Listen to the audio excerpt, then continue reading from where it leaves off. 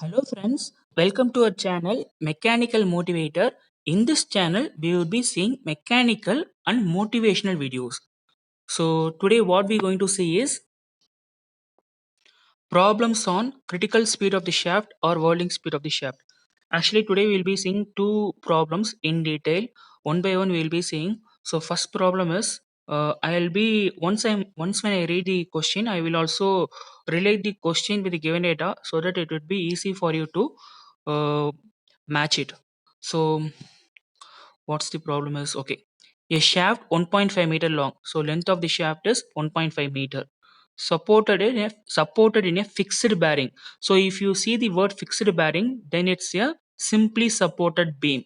So fixed bearing will be relating to simply supported beam. Fixed bearing at the ends carries two wheels each of 50 kg mass. So it's a flexible bearing. So it's a simply supported beam. It will be the length of the beam is 1.5 meter long, and it carries two masses 50 kg each. So next, one wheel is situated at the center of the shaft. So one mass will be at the center of the shaft. 50 kg will be at the center of the shaft. So it is 0.75 meter exactly at the center, and other will be at a distance of 375 mm from the center towards the left. So there are two mass. One mass will be at the center, 50 kg will be at the center, and the second mass is also 50 kg. It should be 0.375 meter from the left. So from the second mass should be left side at 0.375 meter.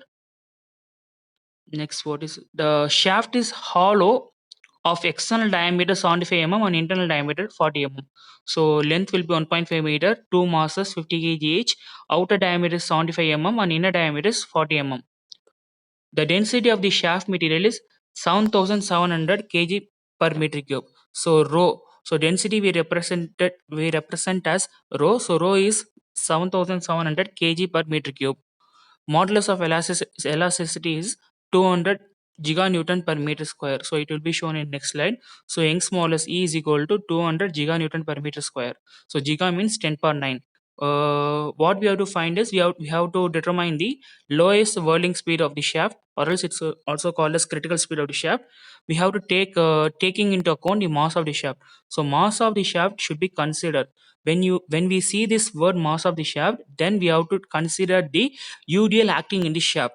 If they ask us to consider the mass of the shaft, so we have already wrote all the given data from the question. Our only aim is to find the critical speed. First step, you have to find the mass of the shaft. So mass of the shaft is represented as ms. Ms is equal to area into length into density. Area we can write as pi by 4, outer diameter square minus inner diameter square, and length of the shaft is it's taken as 1 meter, and density is 7,700 kg per meter cube. In this, when we are considering the mass of the shaft, don't write the length as 1.5 meter. That is the shaft length we should not write. Actually, it's UDL will be running per unit meter. So when we are considering the mass of the shaft, we should consider the load as one. The load should be acting per meter. So that's why we are writing as 1 meter. So ms is equal to ms represent mass of the shaft. Substitute all the given data. Substitute the outer diameter, inner diameter, and density of the shaft. Length of the shaft take as 1. We should not take as 1.5 meter long. So finally, we'll be getting an answer as mass of the shaft is 24.34 kg per meter.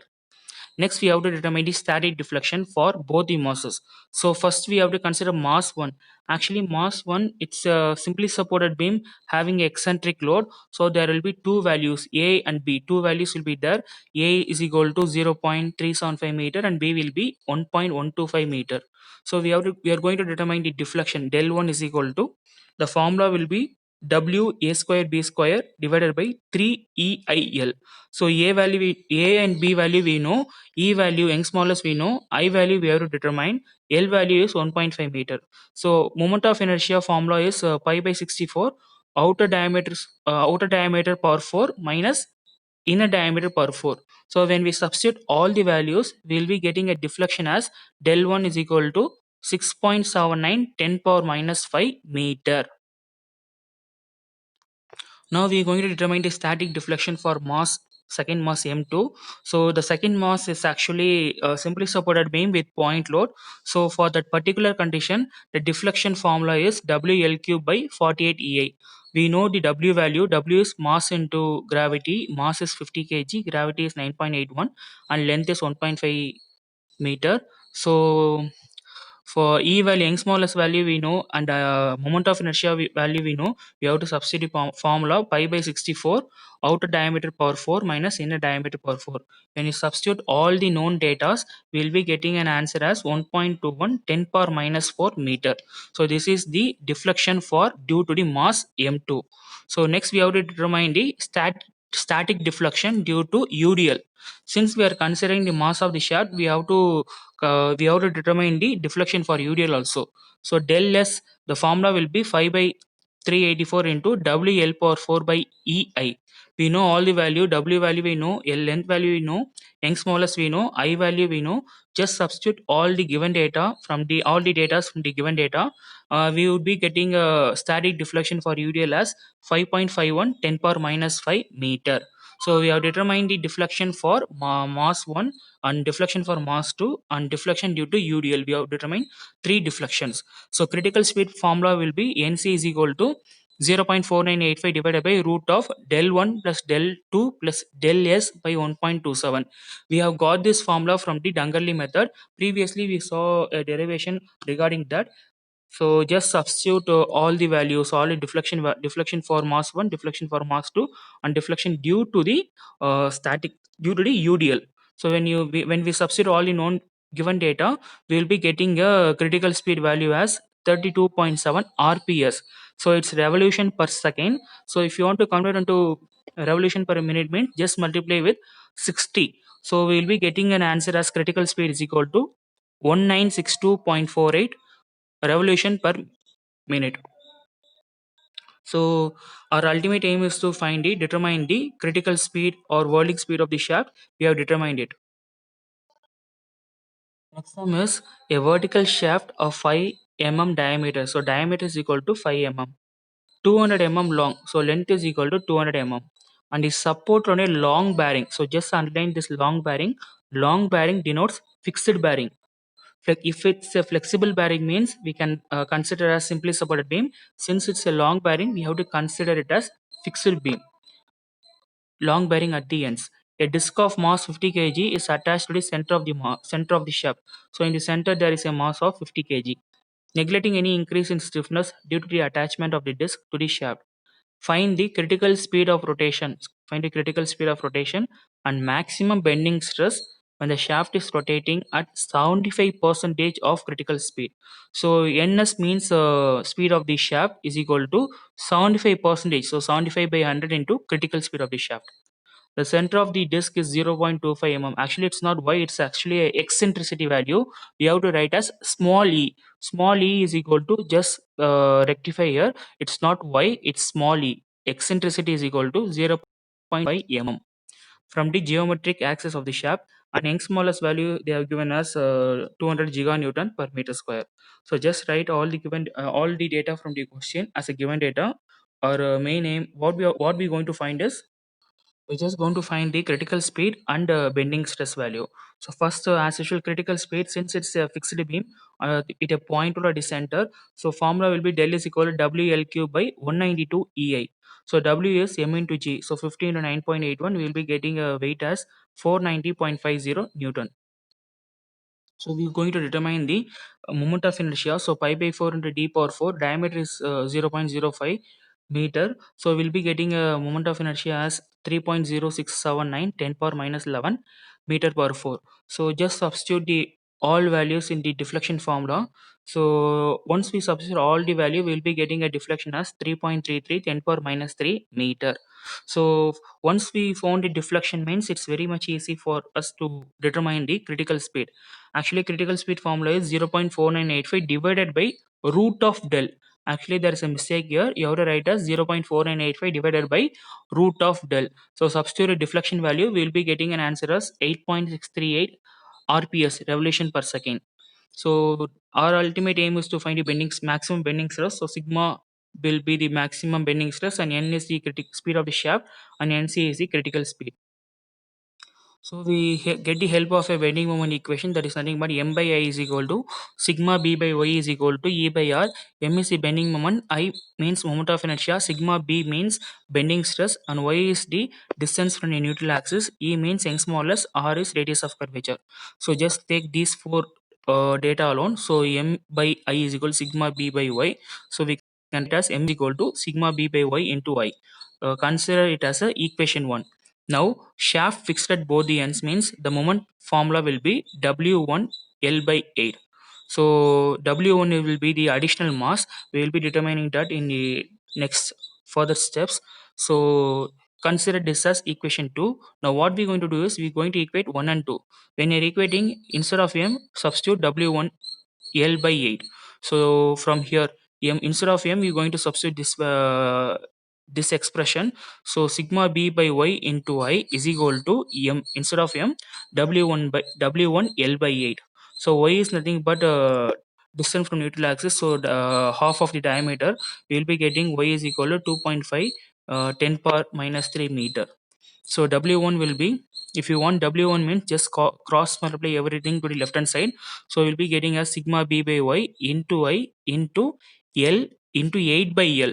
So W1 will be, just keep W1 in the left hand side and cross multiply everything. So in this expression, we don't know the value of sigma b alone, except that we know all other values. So substitute all the data in this equation. So we'll be getting W1 is equal to 4.909 10 power minus 7 sigma b. So sigma b is the bending stress. We don't know that value. So just keep as it is and consider this as equation 3. Due to this weight W, we will be getting a deflection del. Due to the due to vibration, we will be having a additional weight. So because of this additional weight, we will be getting an additional deflection. That deflection is W. So actually in this we want W, that we are going to determine the additional deflection due to this vibration. So just cross multiply this. So Y will be is equal to W1 into del by W. So W1 we don't know, because previously in equation 3 we got W1 as 4.909 10 power minus 7 sigma b. So just substitute the W1 from equation 3, and del value we have already found at 3.33 10 power minus 3. So just substitute that, and W is m into g. So if you substitute means we'll be getting W is equal to 3.33 10 power minus 12 sigma b. This will be equation 5. So just stop with this. Now we're going to get the y value from the critical speed. I mean, already we have derived equation for critical speed in previous videos. Just have a look at that. So from that we are taking this formula. So y is equal to plus or minus E represent eccentricity divided by omega c divided by omega whole square minus 1. So omega c and critical speed are equal. So just replacing omega with n. So is equal to E divided by nc by n whole square minus 1. So just we are going to replace this term with this term. Instead of omega, we are writing it as n. So just it all in own values. We have already got that nc. So nc divided by ns is we can write as 0.75 nc, because in previously they have written as speed of the shaft is equal to 0.75 critical speed. So just substitute that value. Nc and nc will be cancelled. So finally we'll be getting as 1 by 0.75 whole square minus 1. So actually this W we can take it from the equation 5. Y is equal to 3.33 10 power minus 12 sigma b. So just substitute this 3.33 10 power minus 12 sigma b in place of W. So we are going to equate this term and define whatever we got in the right hand side. So in all these terms, there is only one unknown, that is sigma b alone is the unknown in this equation. So just determine the sigma b. So we will be getting sigma b is equal, once we calculate, once we use the calculator and do all such calculation means, finally we'll be getting sigma b is equal to 9.653 10 power 7 Newton per meter square. So just focus on this while calculating and try to not make any, try to don't make any mistake. So finally we can write a sigma b is equal to, if you want to write 10 power 6 mean one point will be moving towards right, so sigma b is equal to 96.53 10 power 6 Newton per meter square. This 10 power 6 we can write as mega Newton. So 96.53 mega Newton per meter square. So finally we are determining the bending stress for this problem. So 96.53 mega Newton per meter square. So in this sum they are asking us to find the critical speed and bending stress, and these two problems are very very important in exam point of view, and many times in university they have asked these type of questions. So if you have any doubt in about two problems mean, you can write in the comment section, or else if you want to take any other topic in dynamics or design of machine element also, you can write on the comment, so that particular topic I will be focusing on. Please do subscribe to my channel Mechanical Motivator, and press the bell icon. Then only you can receive whatever videos I upload. And don't try to forget to subscribe the channel. Thanks for watching this video. Have a great day.